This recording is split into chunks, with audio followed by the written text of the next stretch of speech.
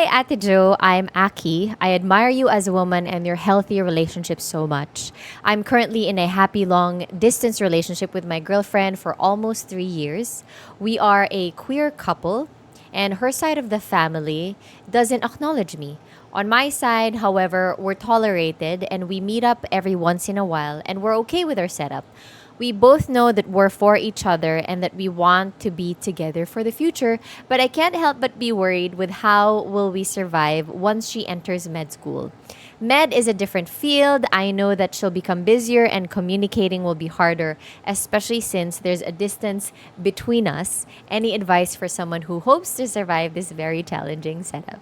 Hi, everybody. Welcome to Letters to Joe. This is actually episode 2. You guys can also send your letters by clicking on the link in the caption below. Well, it really depends where you're watching this one. So I'm really, really happy, Aki. Thank you so much for sending your letter. But for those who don't know what Letters to Joe is, I've started this probably like a month ago, and it's very.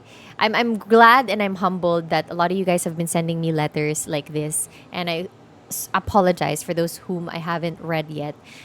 Quite busy for the past couple of weeks. But I'll try my best, of course, to read some of your letters. It can be love advice, friendship advice, can be anything under the sun. Because I noticed that a lot of you guys have been, commenting on some of my videos and asking kung ano yung mga like what I think about your relationship or what you're going through. And I feel like this is another way for me to connect to more of you guys, especially those who have been following me on TikTok and following the journey that Les and I have been on ever since we started TikTok, which was 2 years ago. That was crazy. That's crazy. But I also did promise that I will be uploading a longer version of this on YouTube and hopefully on Spotify real soon.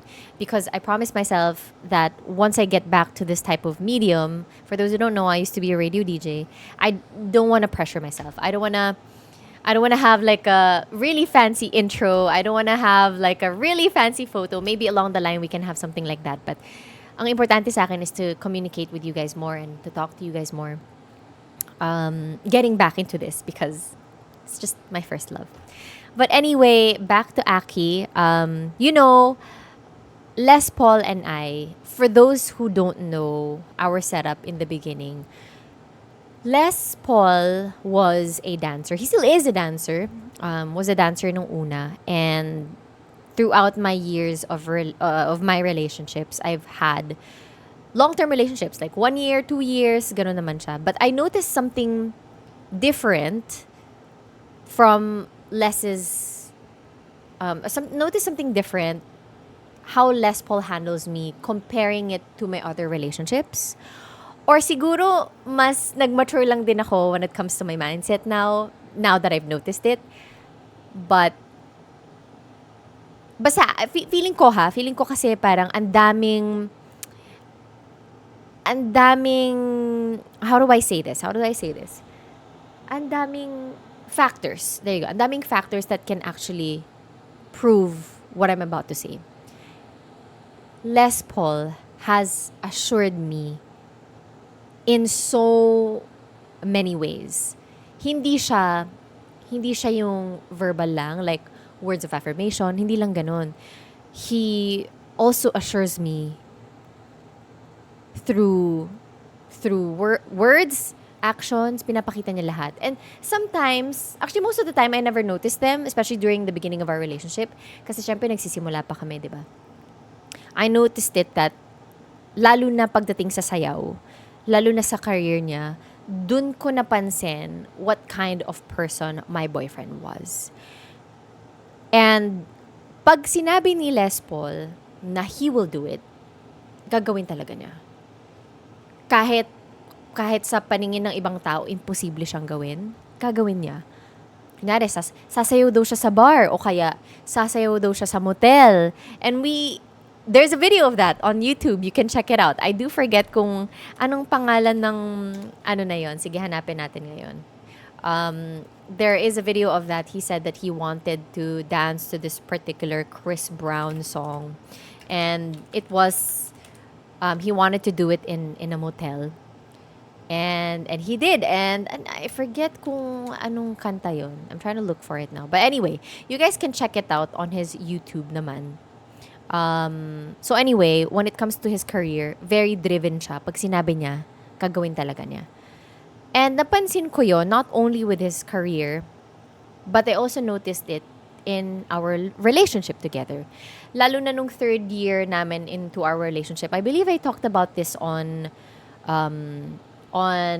TikTok before. Siguro nakwento ko na rin. That mas napansin ko doon kasi talagang anything that he put his mind to, he will do it.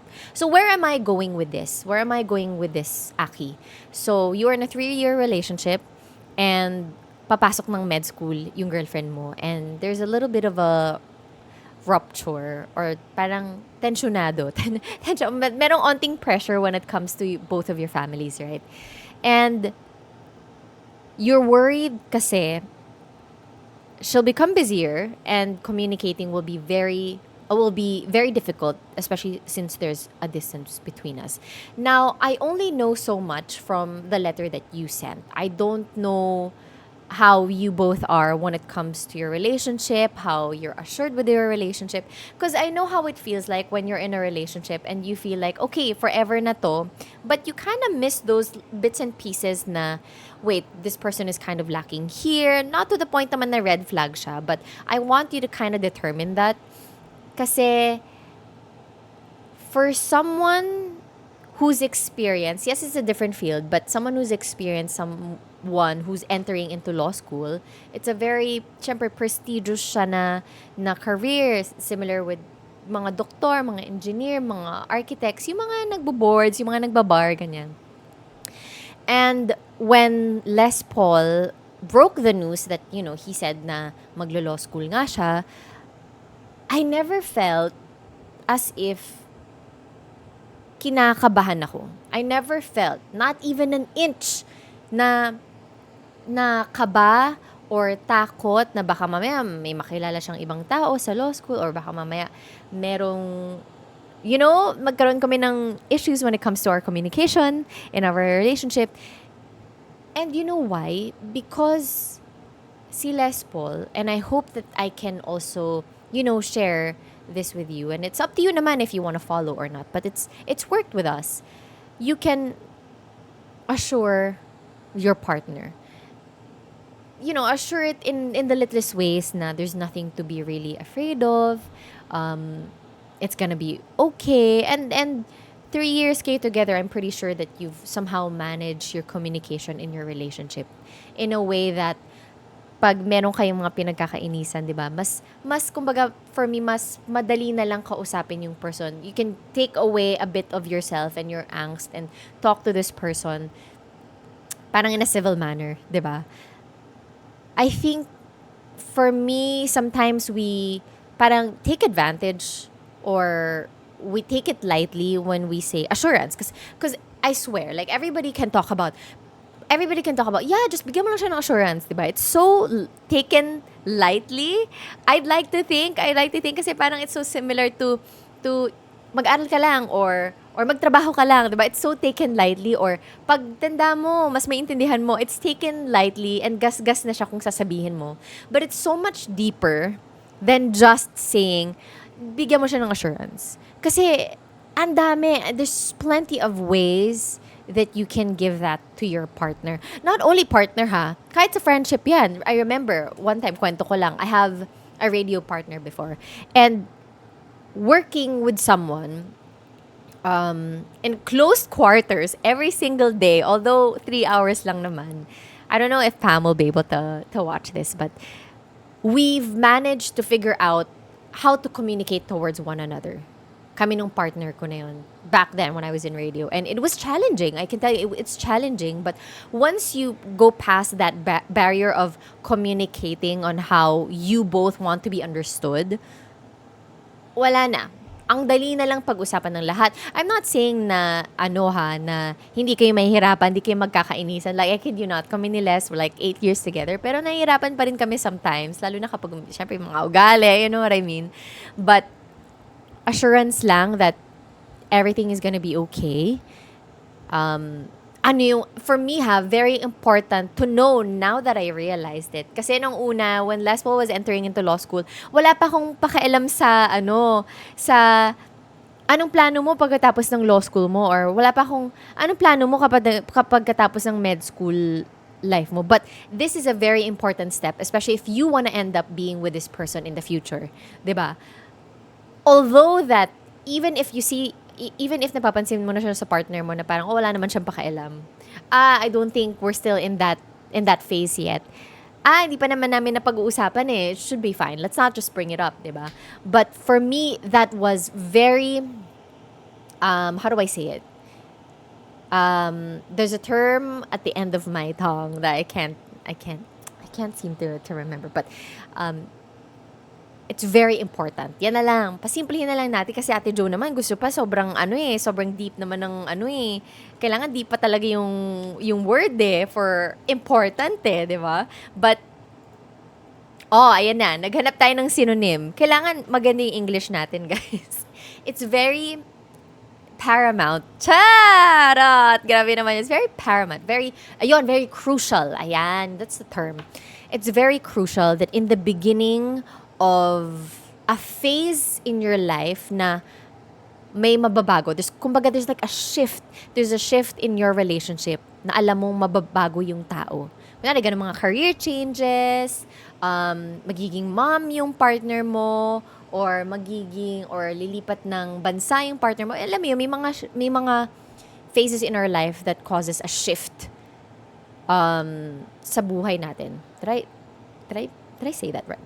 Kumbaga, the crucial part is that you make you make your partner understand what you are going through. Kasi, for example, ako, like, I will never understand what Les Paul is going through. Kasi maglolo siya. And my career is very different from what he's going through right now. So even if sabihin niya sa akin, like, even if he talks about whatever law jargons, kung ano sabihin sa, I will never understand it. I will never understand it in a way that he understands it. Like, you can tell it to me, okay, see, I don't even know what kind of law jargon. What's a law jargon we can think about? You know what? Forget about it. Ayoko mag-isip ng law stuff ngayon. It's important. It's very crucial for you to mention to your partner what you are going through kahit hindi niya naiintindihan the way that you do. I hope that makes sense. For example, siya magme-med school siya o ganito ang gagawin ko, mag-aaral ako ng ilang oras, tapos hindi kita masyado makakausap. And I think that Les and I have shared this on TikTok so many times. Although, we've gotten bashed for it kasi sinasabi nila na, ano ba yan, kailangan talaga merong camera, tapos may mic, tapos, sasabihin yan. And I am not ashamed to say na, yeah, actually, pinuulit ko kay Les yun. But it's not to say na hindi niya sinabi yun. That's just who he is. I wanted to take a photo or a video of it so I can share to the world na, ganito si Les po kung how he assures me. And that's why I'm like this. Diba? Kasi, in the beginning of Les going into law school, talagang nag-usap kami. I remember it so vividly. It was in the living room. And blue pa yung lights noon because we were watching like a movie. I think it was Black Mirror or something like that. And then, gabi nag-iyakan kami noon. And I remember Les Paul's hair was like curly kasi it was the peak of the pandemic. It was 2020. It was the peak of the pandemic and he wanted to have his hair long. Talagang ganun siya. I'm not saying that, hey, this should be for everyone, but it's worked for me and Les, and maybe you can try it out. Maybe it works. Or, every relationship is different naman, so you can establish your own way of assurance. But, ganun si Les eh. And I feel like nung una beses, hindi ko siya not naman napahalagan. Ate Jo, ano ba yan? I just didn't understand it the way that I understood it now. Because it was so crucial. It was so, it was a key for me to become so assured now that he is going to take the bar and September. Alam mo yun. Kung hindi ganun yung partner mo, Aki, maybe you can also establish an assurance, a way of assurance towards each other so you won't feel that way. Kasi alam nyo, lahat naman ng mga love gurus, I'm not a love guru, I'm just sharing my experience, lahat naman ng mga love gurus or people, who are in a long-term relationship, they will say that communication is key. Because it is. Totoo naman eh. You have to be very, very transparent sa partner mo. What you're going through, why you're mad, why you're like this, why are you scared. And not only should you say what you're going through, but you should also mention what's the next step. Because for me, yun ang assurance eh. Like when Les said, I'm going into law. I won't have time as much compared to now na dancer ako. I don't know how many times in a week tayo magkikita. But he will always say, na pero magkikita pa rin tayo niyan, hindi naman ganito, ganyan. Because even though that your person is gonna be busy entering med school, Aki, sila pa rin naman makakaalam ng schedule nila. One adjustment that I have made in Les Paul and I's relationship, especially when he entered law school, was I was a huge planner.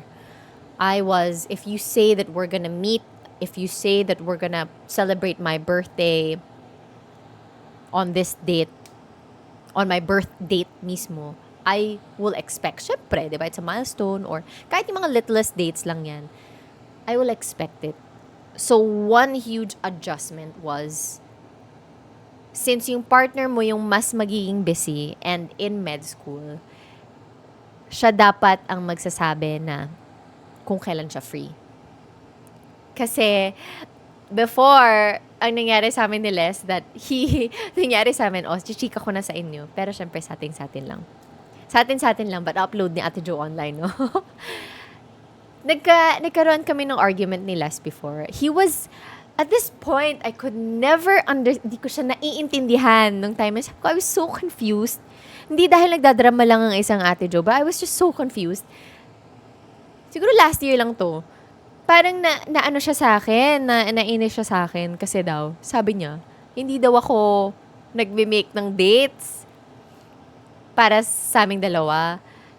And aminado naman ako, may mga times na, ayoko nang gumawa ng mga dates, ayoko nang magpa-reserve kasi nga, merong mga times na, magpapa-reserve ka, tapos meet ka with your friends, sasabihin natin, we're gonna go, pero busy pala. So, alam mo yun, I've lost my drive to reserve a date and tara po mag-spa date tayo, ganyan. Kasi nga, I don't know Les Paul's schedule. Siya lang nakakaalam. So, the adjustment was, hindi ko siya naintindihan nung time na yon. Kasi parang, hindi naman niya sinasabi sa akin na, free pala siya today. Or, gusto pala niya ako makita today. Kasi, ang naging adjustment namin ni Leston is that, I will always, sinasabi ko sa kanya lagi na, sabihan mo ko, ikaw ang magsasabi sa akin kung free ka today or if may gusto ka, if gusto mong makipagkita, because I will never know what your schedule is like. And even if you say your schedule to me, is makakalimutan ko yan. So, nag-away kami dun. Sabi ko, ang gulo mo, hindi mo naman sinabi na free ka, tapos aawayin mo ko, kenemi, ganyan, for the cry. But now, we obviously, we've grown past that. Ano na kami ngayon? Libre ka ba? Tara, can I see you today? Can you go here? Ganyan. So, pupunta. Tapos sasabihin ko, busy ako today, or pupunta ako, ganun. So, that's one of the adjustments lang, is that obviously, the root cause lang talaga is communicate lang talaga. Sabihin mo lang kung free ka. I wouldn't say that lahat ng bagay mapipreempt nyo yung away nyo. No, I don't think so. I think that is very difficult. Very difficult na ma-preempt ang mga away na mga ganong bagay. That's okay. The point of the matter is that when it happens the first time, the goal is na hindi na siya maulit. Or kung mauulit man siya, merong panibagong issue, diba? But But it's never going to be the first issue, tas ganun na naman sa pangalawa, lalo na kung nag-usap kayo, 'di ba? So, I really hope that that helped you, Aki. Kasi, alam mo, Aki, sa inyong dalawa, sa'yo ako hihingi ng pasensya. Tama ba yung Tagalog ni Ate Jo? Alam mo, Englishin ko na lang. Sa'yo, I'm gonna ask for a bit more patience from you, lalo na that your partner is entering into med school, because hindi po biro ang pagdadaanan niya, ang pinagdadaanan nila. 'Di ba? Kasi all they ever ask from us is to be there to support them in a way that just be there for them. Again, I've talked about this on my TikTok accounts, but to be there for them in a way na if they want to meet with you, if they want to talk to you, if they want ganon, be there for them. If busy ka naman, you can say, I'm busy ngayon, ganon, I don't think I can. Totally understand that. But, kumbaga, sa inyong dalawa, this is the way I see it. I don't know if everyone will agree with me, but kumbaga sa aming dalawa ni Les, I really prioritized Les's law school life, his legal career, over my what's a good way to say this? Kasi baka sabihin ng ibang tao, I don't know kung ano sabihin ng ibang tao. And even if may sabihin sila, of course, we don't care about that, right? Pero, kumbaga, sa mga dates namin, even if he says that he wants to meet me, pinagsasabihan ko rin na, ano ba yan, hindi ka na nakapag-aral, hindi ka na ganyan. But, hindi naman ganun si Les. He really studies. And I think that most of his family and friends know that naman. Pero sinasabi ko rin sa kanya na, hindi ka na mag-aral. You really put kumbaga, in a relationship or sa family, you put your loved one's well-being first kesa sayo. 'Di ba? Kasi sila med school, mag-aaral sila ulit. Kumbaga, kung tayo, nagtatrabaho na tayo, we're making money now, we're making a name for ourselves, and sila, nandun pa sila sa path na, mag-aaral ulit sila, they're going through another phase in their lives. So, kumbaga, gets mo yung bigat nung sitwasyon compared to tayo na nagtatrabaho na kumpara sa kanila na mag-aaral ulit sila. Tapos, aaralan nila. And hindi biro yung mga pinag-aaralan nila, di ba? Huwag na natin pag-usapan yun kasi kahit explain ko pa yan, hindi ko rin maiintindihan. But, yun lang, Aki. Just let me know if you have more questions for me. And I really hope, both of you will survive whatever it is in med school. I just think that if you've gone through 3 years together and, you've been communicating well, you've treated each other well, what makes going into med school any different from what you guys have been going through in the past 3 years? Diba? It's just a new thing. And once that you go past that, you go through that, who else is gonna say na, ay, hindi nila kakayanin yan?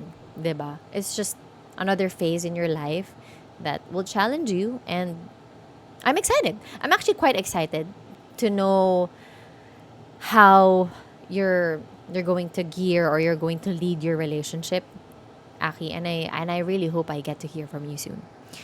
So yeah, let me know if you guys have any more questions.